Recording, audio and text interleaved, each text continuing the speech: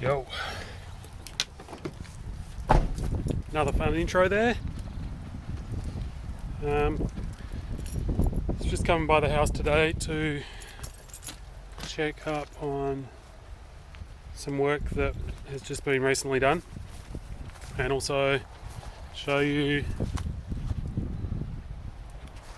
dumpster going. Filled it up, and they took it away yesterday, which is great. And it didn't end up being a community rubbish tip, which is pretty cool. Actually, I might leave that open, get a bit of fresh air in here. So, this week, over a couple of days, my mates Steve and Tim got up on the roof and kind of patched up the leaky bits of my chimney and replaced a couple of missing roof shingles, and hopefully that puts an end to this seepage. And it's just been raining a little bit, and this is all starting to feel pretty dry. We won't know really how effective that roof work was until we've had a good heavy rain. But I'm feeling pretty good about it right now. This is still a mystery. Like, where is that water coming from? If it is water, feels kind of damp. Maybe it's not. Maybe it's just rub marks. One of the spots where you can really tell is here, and this is the attic stair. I don't think I've shown you this view before. So this is how one enters the attic. So if we come up here, this here, I can't really see, the light's not very good. This wall here, this paper is usually like really wet, but it's feeling a bit drier. Hopefully it just gets drier and drier, and we don't have a water problem anymore. That'd be nice. So this is the chimney up here in the attic, here I'll step back, give you a good view. So I've cleared the insulation around the base of the chimney, and when it rains, the whole bottom of the chimney was just really wet. And I'm guessing that in the floor and in the wall below, there's just a big watery mess. Like, wherever timber is contacting these bricks are porous, so they like kind of transfer moisture, which is cool. But it's not cool when you've got bricks that are inside your house transferring moisture from outside. Usually there's like an air gap between outside bricks and inside bricks. But in this case, water was dripping in from the top of the chimney, and it was landing kind of, because the chimney's on a slope, which is pretty weird. I think that's a whole thing. It's when they designed and built this house. I'm pretty sure they made up a lot of it as they went along. But anyway, water was coming down, landing on this lower part of the chimney and doing splashies and like soaking these lower bricks, and probably the bricks below that we can't see. And so all of the timber that's kind of in contact with this chimney, because it's also a structural element, would have been acting like a wick and pulling that moisture into other parts of the house. So Tim and Steve got up on top of the roof. Very brave. Just that stuff isn't for me. And you can see how, like, sorry for spinning around, this roof is steep as hell. Like, here they designate roof pitches in kind of rise over run. Usually it's around 12.6, 12.8, around there, which is like a kind of medium pitch roof, around like 30 degrees. It still looks pretty steep from the outside, but this roof here is 12.12, so that's a 45 degree pitch, which is actually super cool because it means I get maximum space in here. I can get pretty close to the edge before I'm running out of head height. See, it's the edge over there. Which means I'm going to get tons of usable floor space in this attic, which is great. So, at the top there's these two vents poking up through the top of the chimney that were from the old furnace in the basement. There was no flashing or cap or anything on the chimney, so water was just like dripping down in between, because these vents are capped so that water doesn't get down inside the actual vent. But around the actual pipes, the vent pipes, was just a void, so water was just pouring in there and down the chimney and landing on this slopey bit and soaking all of the timber, which is no bueno. I can see that, there's daylight through there. You see that? That's funny. Must be where I've taken the ceiling off downstairs. Yeah, that'd be the kitchen. That's the bit where I've taken the ceiling down. So this is directly underneath us is where all that seepage was that I showed you at the beginning. So yeah, Steve and Tim got up on the roof, very brave.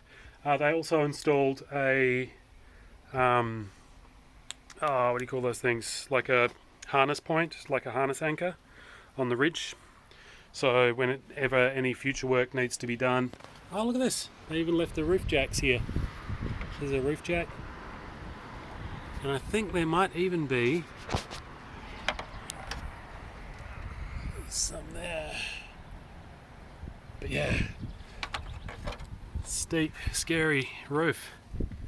But so they got up there and sealed up those voids in the top of the chimney.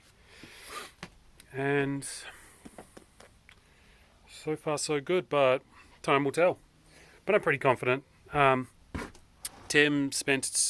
spent an extra hour and a half. It was like they quoted me just an hour to finish it up, so it was 2 hours to do the setup, get the roof jacks in place, do a bit of an explore and assess everything, and then said it would be another hour to get materials and fix it all up. It ended up being another 2.5 hours, which is totally fine. It was like, it's great value. They're just charging me an hourly rate.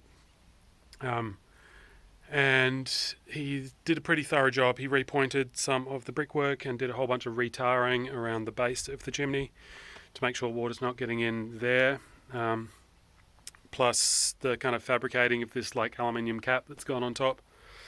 I feel good about it, and it's pretty exciting. We'll get to like hopefully dry this place out. The water coming down, it's just a real bummer. It means I touched on this in the last video. Finishes don't last when they're just always moist, but plus you get mold and things like that. It's not too great. So yeah, there's a vent. That's where my vent pipe is, down there. Oh man, what's the point? Too dark. Alright, so that's the story of my chimney. And feeling good. Next step up here is to get, I don't know, I'll leave the insulation where it is for now. I want to eventually get rid of all this floor insulation, so I've got like nice timber floors that I can walk on without kicking up nasty dust, and insulate the underside of the roof either with spray foam or foam panels. I'll probably go panels. Apparently it's way cheaper and it's way cleaner and it's easier to remove if you ever want to like change it out or if you have to access something, so probably do that. Dumpster's gone, so check the place out. It's looking much cleaner. I'm going to need at least one more dumpster. There's going to be a bit more stuff going on. So these walls here, this wall from this window, fireplace wall continues all the way through to the back of the kitchen there. That's the exterior. That's the exterior wall. There's all insulation and stuff in there. What I'm going to do, I think, is I'm going to take all the plaster off that wall and install vapor barrier. What that does is it just provides an extra layer of insulation, like a impermeable membrane, so that warm, moist air can't like get into the wall and condense and be like a wet mess in there. And also it kind of keeps my hot air inside the house a little bit more. It has to then like radiate through the wall rather than like bleeding through the wall. So yeah, here we are. This is where we were seeing daylight before, just like around here somewhere. So those boards there are the boards of the attic, which is pretty cool. So you can see the plaster there. On the back side of this chimney, I'm pretty sure that's where the water was getting through, backside, and you can kind of see where all the wetness is. It's just been like blah, blah, just like seeping. Not a big fan of seepage, especially when it's unwelcome seepage, like such as this. So yeah, now I'm all cleaned up. I've got some reframing to do. I have to like rebuild the frame of the bathroom floor downstairs, the one that you've seen. That's all gone. I need to do that next, I think that's my next thing, and also build that column and fix up my beam now that I've got it nice and level. Let's just give you a little, finally cleaned out this bathroom. So now we've got a nice clear bathroom. Check out the cool ceiling. History. And here we go in this room. This is pretty much cleaned. Again, I think I'm going to demolish the plaster off this wall and put our vapor barrier, same as with the bathroom wall, and then eventually, this wall, because yeah, it's already been damaged. The plan is, I've got windows being installed in about 8 weeks, maybe a little bit longer. Plan is to be moving in around then, which is ambitious but not unachievable. And part of that will be, I've decided I'm going to make this my kind of first bedroom. You can see this room here, which is the funny little like non-bedroom kind of office space off the living area. This little view from out here, from here out into that's the dining room over there, living room. So yeah, use this little room as my bedroom, which this room doesn't really need too much. I think I'm going to take off the trim from this door and this window, demolish this wall, we'll take the plaster off this particular wall and that one, and do the vapor barrier, and then put drywall up. So that'll be my next thing, getting ready. I think I'm going to rehab this room first, make it like the first nice room, and then I'll move into it. And then I've got like a clean space. It's at the front of the building. I've got a good outlook, great view, and it's just got the one door, so I can like seal it off, because the rest of the house is going to get dusty at various points. It's going to get a little funky, so it's nice to have like a clean, cordoned off area. I'll figure out what's going on with the floor. There's a real dip.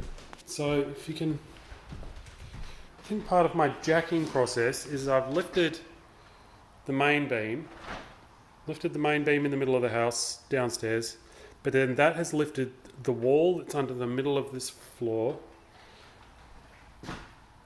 but it hasn't lifted that wall. So what we've ended up with is that has stayed at its low point.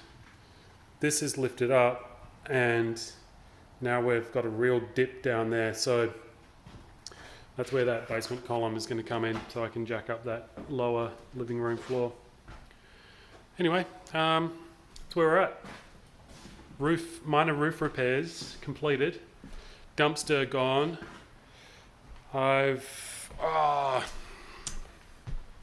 One more thing. So, our mate Sean goes by the name Pez. He's a colourful figure.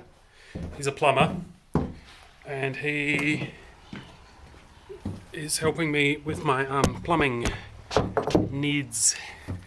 So we're doing a work trade thing. He's given me a very excellent price, and then I'm going to work some of it off by doing some plaster repairs and just wall repairs at his place. In exchange, he is helping me like rebuild my stack. So this is where my stack is going to go up through the house. It's going to land here. So we're going to rebuild this whole like collection of stuff. And then over here, you can't see anything down there, but that's where the main sewer connection is, underneath that wall, conveniently located under the foundation. So gonna have to do some very careful digging under there and make sure enough of that pipe is exposed that he can get to it and all of that good stuff. And then over here is where he is going to connect my water service. So this is where the water service will come in, and then there'll be some kind of like meter arrangement in this area, and then I'll have water. And once I have water, I can mix concrete, and once I can mix concrete, I can pour a lovely footing here and build a blockwork column here, and then from that point on the floor over, I can jack and get that wall lifted up so that my top floor has a nice level living room floor. That's the plan anyway. It's my cool tools. Pickaxe that was left in the house. Shovel, best shovel I've ever used. Bought that off Craigslist, off the cop that I told you about. Happy with those. So yeah, still lots of like piles of rubble. The basement is a real project at the moment. You can see the green on the walls. That's like where moisture is seeping through the walls, because we're kind of underground here. Ground level is like the sill of these windows, so everything else is below ground. And because my gutters are missing, water just pours off the roof, soaking the ground around these walls, and it just seeps through. Again, more seepage, and we're going to cut that out by putting gutters on the roof eventually. So I'll get a quote for that off Tim and get them to do that hopefully sometime in the next 8 weeks. It'd be nice to have this basement dried out and cleaned up by then, because I'm going to start installing hot water units and cool stuff like that. It'd be nice to get this cleared up and get the start of a workshop happening. Part of that effort will be building myself a pretty hardcore door to go over this entrance to the basement. I've got a nice secure door, that new door there leading to outside, but I'm going to put in, it's going to be like a kind of homemade vault door, I'm not confident that we're not going to get broken into at some point in time, or at least someone's going to have a go. Although, because of the nature of this street, it being occupied pretty much all the time, there's always someone out and about because of our mates down the road. They're always pretty busy. I think they keep a pretty close eye on things. And Shirley, who seems to be the matriarch of the street, everyone acts with great deference to her. She seems to have a fair bit of clout. Very early on, I kind of built some rapport with her, and she assured me that nobody's going to like mess with my house. So that's cool. Despite that, I'm going to be very careful, and I'm going to build a kind of homemade vault door for this doorway. It's a non-standard door size. It's quite short. It's probably about 6 feet, 6'2" maybe. I like just make it through without bunking my head. And the plan for that is to use 2 sheets of 3/4 inch plywood, glued and strapped together to make like a single 1.5 inch thick plywood leaf. And then some super heavy duty hinges, 3 or 4 of them, hinging off a new frame that I'll put in. And then the whole thing will be anchored into the bricks either side with my cool new masonry screws. These things are awesome. Yeah, and these are 4-inch screws.